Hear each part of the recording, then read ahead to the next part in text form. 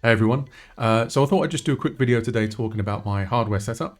Anyone that's caught any of my streams or videos when I do actually do them will know that I've been building up a little collection of desktop synthesizer modules, groove boxes, drum machines, that kind of thing. But it's only been super recently that I've actually had it working the way I'd intended. And hopefully this will be useful to anyone that's looking to build a similar system, because there wasn't all of this information available, certainly when I was starting out anyway. I will just say straight off the bat that most of this is going to apply to macOS. There's a very good reason for that. But there may be one or two bits in here that are useful for PC users as well. But just a bit of a disclaimer that, especially when it comes to the software side, this will be very Mac OS specific. So in terms of what's connected, I've got a few things going on. At the back there, you'll see there is the Arturia Mini Freak. There's also the Behringer DeepMind 12 desktop, the Roland TR-8S, the Micro Freak kind of in the corner there, the Behringer Neutron, and then on the desktop, I've also got the Roland MC101 and TR6S.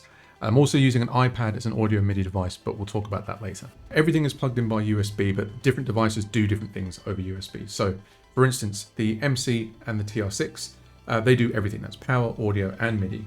Whereas something like the Mini Freak or the DeepMind will only do data and MIDI transfer, but they require separate power, and they also use analog outputs.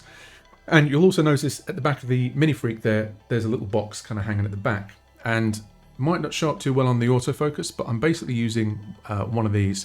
Anywhere that there is an analog connection, I put this in between the device and the interface.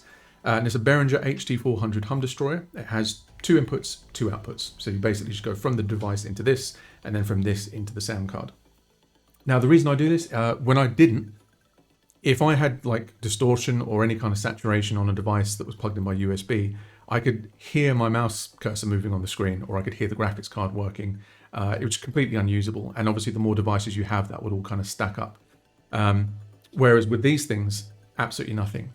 And I tried all sorts of things. I tried like ferrite beads on the USB cables.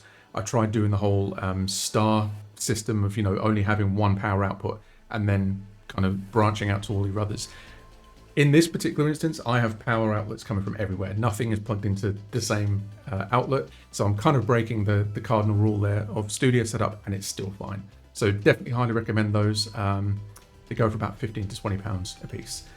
When it comes to MIDI, as I said, everything that I have does MIDI over USB, but I do have my eye on one or two sort of vintage pieces of gear, maybe something like a Roland JV or a Sound Canvas or something like that.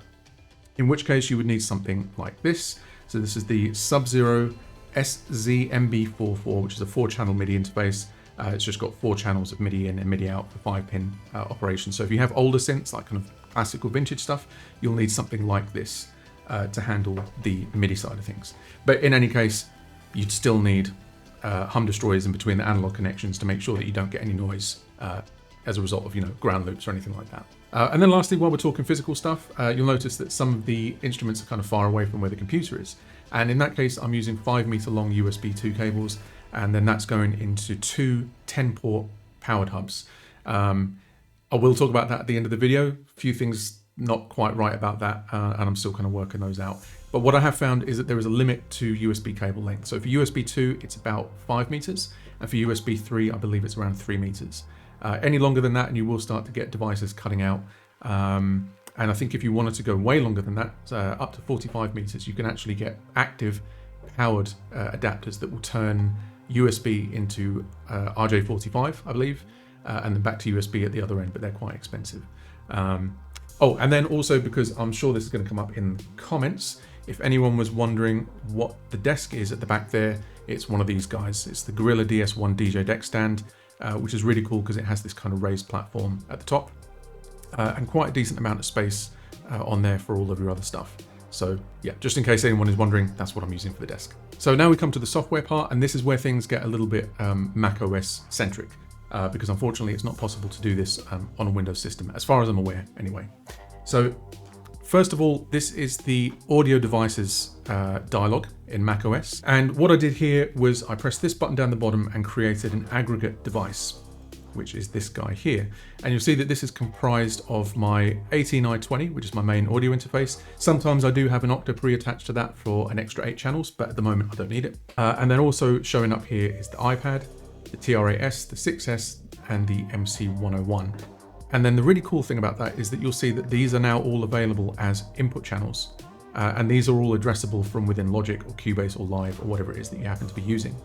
And there's also this option here called drift correction.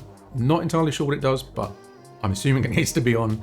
And I've certainly, I've worked for hours with this setup and everything stays nicely in time. I don't have any jittering, pops, clicks, or anything like that. Now, the one thing you'll want to do in this view is give all of these names. And this is important, especially for Logic, which I'll show you a little bit later on. And to do that, you would basically just click in here and start typing. If it doesn't currently have a name, you would just hover over this and then click on the little plus, and that will allow you to give it a text name. So everything here is named according to the device, and then which output of that device it's addressing, and then all of that is sent over a USB cable into your DAW. So now in Logic, what I've done is I've got a template here called Hardware Starter. And this has everything in it that I need to use these devices. We'll talk a little bit about what's in the track list shortly. The first thing is I'll go to Mix and then I/O labels. Now by default, all of these would just show up as like inputs 1 all the way through to 54.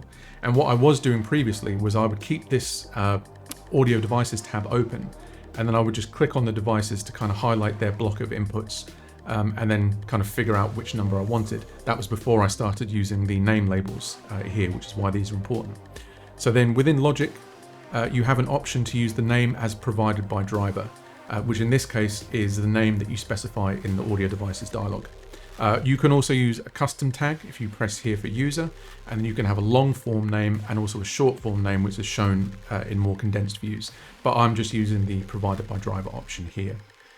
So you can very quickly tell which of the outputs is, the TR-8S bass drum channel, for example, or the snare drum. And then secondary to that, within my project settings, so Option and P, in synchronization and MIDI, I've added all of the devices as a destination, and then I've also enabled clock for them as well. And that just means that when you change the tempo in your project, any arpeggiators or tempo sync LFOs and things like that, they're going to follow the tempo of your project.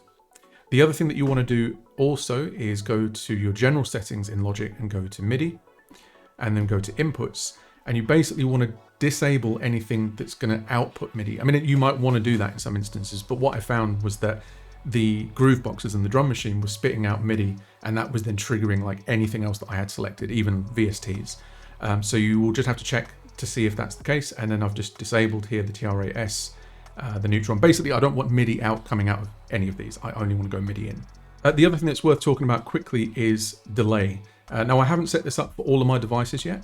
I've found that different devices have different amounts of latency in them. So what you might find is that the tempo is synced correctly, but it's a little bit ahead or behind of the click. So in that case, what you would do is you could just drag this value up or down until it's locked in with the click as well. One last thing I'll mention is that the clock mode I have set to song at play start only. The reason for that being, if you are working with a cycle range active, what I found was that when it reached the cycle point, everything would kind of go out of sync with itself. And this setting here is the one I found that kind of allows you to just work with a loop enabled without things falling apart. So now in terms of how the tracks are set up, there's a few different things going on here. Now, initially I was trying to use a combination of audio tracks and then the external MIDI track, because that just made sense. I thought that's how you did it. But what I was finding was that after I'd added about 2 external MIDI tracks, every subsequent track after that, if I changed the MIDI output, it would change it for the one prior to it. I have no idea why. And at some point it even just crashed like entirely. But turns out that's not the way you do it. So these are actually software instrument tracks, the same as you would use for like AU plugins or built-in Logic instruments.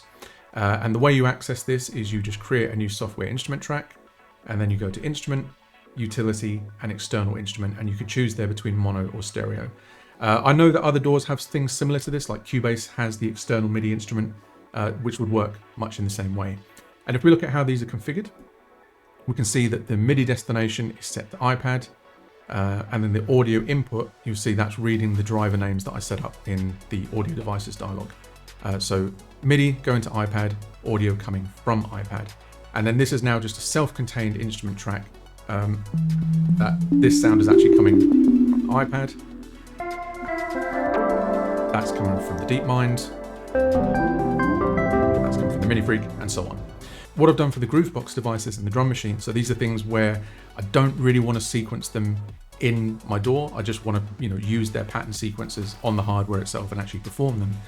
Is I've just created audio tracks here, and again, they're all addressed by input name. So this is the MC101 channel A, B, C, and D.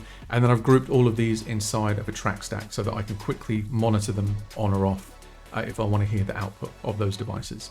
You can send MIDI to them as well, but as I say, I think with devices like that, because they have such kind of, fun and intuitive sequences built in, you'd kind of be missing the point if you were to just sequence in MIDI. Whereas with something, especially like the Behringer Neutron, that doesn't have any means to play notes on it, it needs sequencing. So in that case, you would, use MIDI clips within Logic, or you could even use MIDI FX, and then you could kind of do like generative stuff. And that's something that I can touch on in a little bit as well. So in terms of what that looks like in action, I have something sequenced on the MC, the TR6, and the TR8. And if I go to the start of my loop range and press play, everything should play back in time.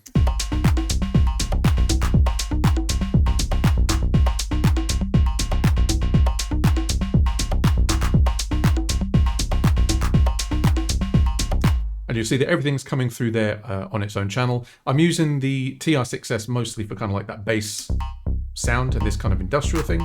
And obviously because everything is on its own channel, what I could then go and do is start to put software plugins on this. So I'm going to use one of my favorites here, which is the Reason Rack plugin. And we'll just put like a reverb on it or something like that.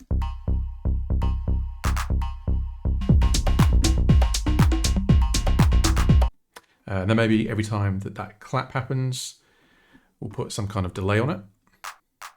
That particular pattern has like a probability thing, so it only happens half the time. It's another one of the good features about using these built-in hardware sequencers.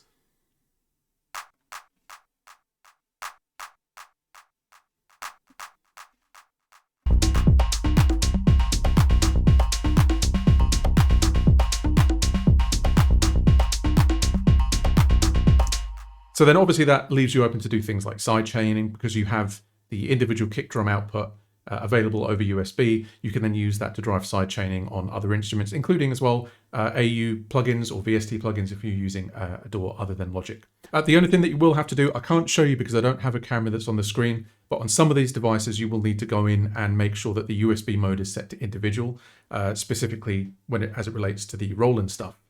Just before I kind of put this very unimpressive idea together, I was like, oh, why isn't any sound coming out of the TR8S? It had reverted to just stereo mode, so that's just something to be mindful of. Obviously, it'll vary depending on the different devices that you use. Now, as I mentioned earlier, because some of these are running as software instrument tracks, that then opens up the possibility to use things like the MIDI FX slot in Logic to trigger things like arpeggiators, which will all then run in time alongside your groove boxes and drum machines.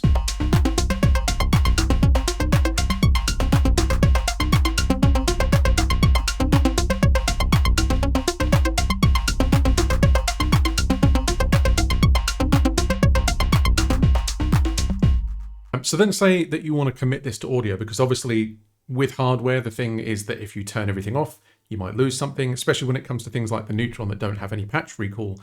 You would either have to kind of make a note of what the settings were, take a picture, whatever. But while you're kind of in the zone of working, if you then want to commit things to audio, there's a couple of different ways you would go about it depending on what the source is. So for instance, if we take a look at the MC and the two TRs, what I would do is while this is playing, I'm going to mark all of the channels that are doing something for record, and then I'm going to print those to audio.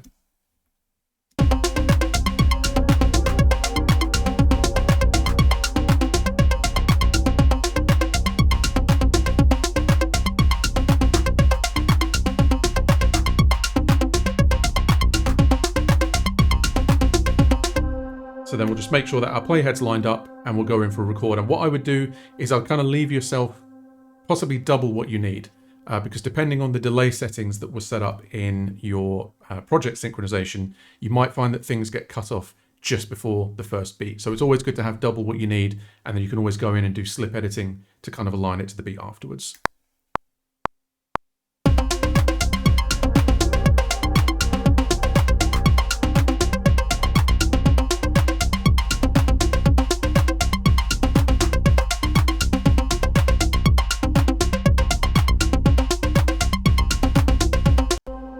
So now these are committed to audio, what I would do is just kind of toggle off the record status using the track stacks, and then also turn off the monitoring as well, because we don't want to hear the live output from the hardware. We just want to hear what's recorded to audio.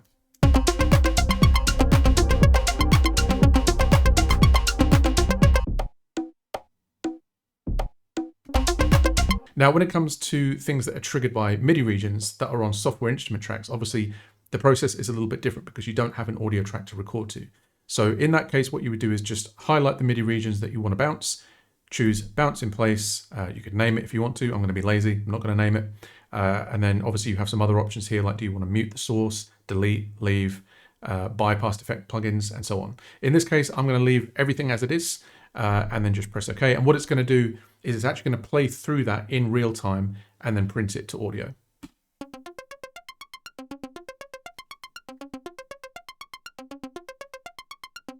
Now we'll do the same here for the DeepMind. One thing that I will mention is that I've put a compressor on here and it's being keyed from the TR-8S bass drum channel.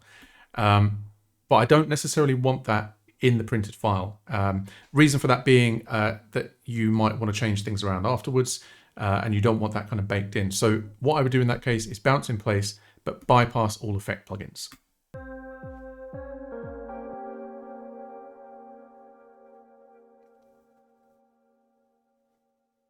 And then you'll see here that it's kind of come in looking like it's too short, but you can actually drag that out all the way and it will have rendered the whole thing.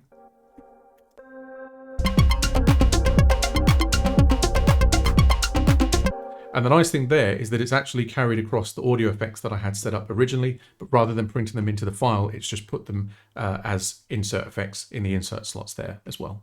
So another thing to touch on that I had mentioned at the start of the video is that iPads, when connected to a Mac or a MacBook, will actually show up in the audio MIDI setup as a device that you can then add to your aggregate audio device. So you can see here that it's showing up as iPad left and right, 21 and 22. When you first connect it or when you first reboot your Mac, this will sometimes be set off. So you just need to click enable and then it becomes accessible within your DAW. And I don't think there's a limit to how many of these you can have connected. It just depends obviously on how many ports you have. But I know that it works with iPhone as well. So if you had like a couple of iPads or like an old iPhone lying around or something, chances are you can add that to the aggregate device pool. And the really cool thing about that is that from this software instrument track,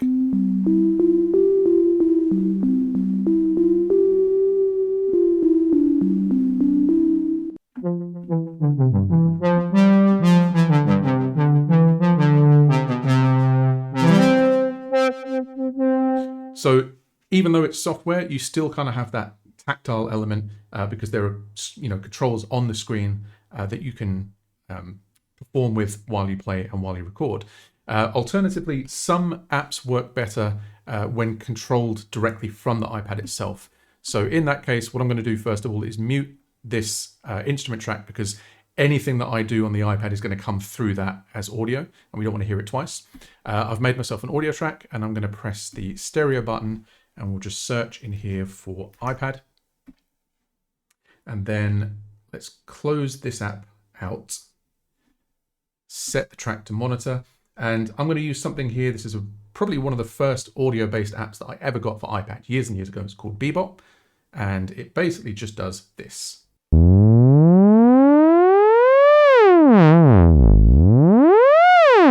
Which on its own doesn't sound like much use, but if you were to combine that with some effects, so again, we'll just put like a nice long ping pong reverb on with a bit of wobble on the delay, and then a really nice long reverb.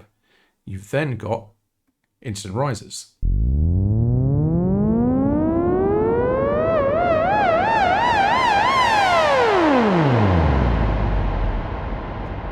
Which is really, really cool for sound design stuff. And there's a whole bunch of different apps out there as well that kind of do similar things. So another one that I quite enjoy is TC11.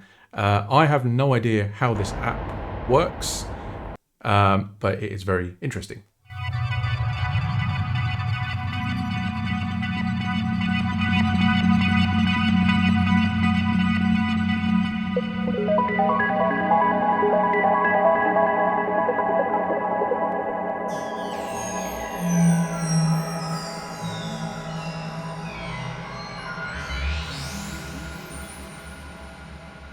Another really cool one is one called hexaglyphics. So for this one, I'm going to take the reverb and delay off.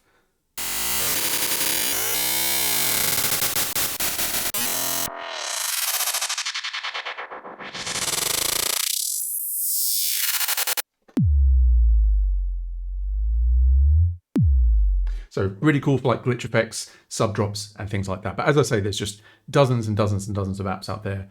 Many of them are either free or quite cheap as well. So one final thing to talk about that I mentioned at the start of the video is the USB connections situation. Now, at the moment, if I turn my laptop on and then all of my devices, something won't work, and it's usually the sound card. And I think what's going on is that I'm hitting the bandwidth limit because the setup that I have is not ideal. So as I mentioned, I'm using two 10-port USB 3 hubs that are powered, but they then go into a Lenovo 3-port that then goes into a single USB-C connection. And there's a lot of stuff plugged in here. There's obviously this microphone, there's a webcam. Some of these devices are entirely powered by USB. And I suspect what's going on is that I'm hitting some kind of bandwidth limit there. I have split some things as and where I can. So I have another dongle on the other side of the laptop that's doing the cam link, which is capturing from this camera. But I'm aware that it's not ideal. So what I have been recommended is to use a Thunderbolt dock and then put my high draw devices on their own ports. And then the kind of lower draw devices, things that maybe only need to send MIDI over USB, can all go into the hubs. So that's kind of something that I'm still kind of getting my head around. Some of these docks are not very cheap. So I'll kind of keep making do with what I have because evidently it works somehow. But I think if I wanted to add another device into the mix, or another camera or something, I might start running into some problems. So that's pretty much everything. I don't think I've left anything out. Hopefully there's something useful in here for anyone that's looking to build a similar kind of system to this one. And if you do have any questions, feel free to pop them in the comments. But yeah, thank you for watching, and I will catch you on the next video or the next stream. In a bit.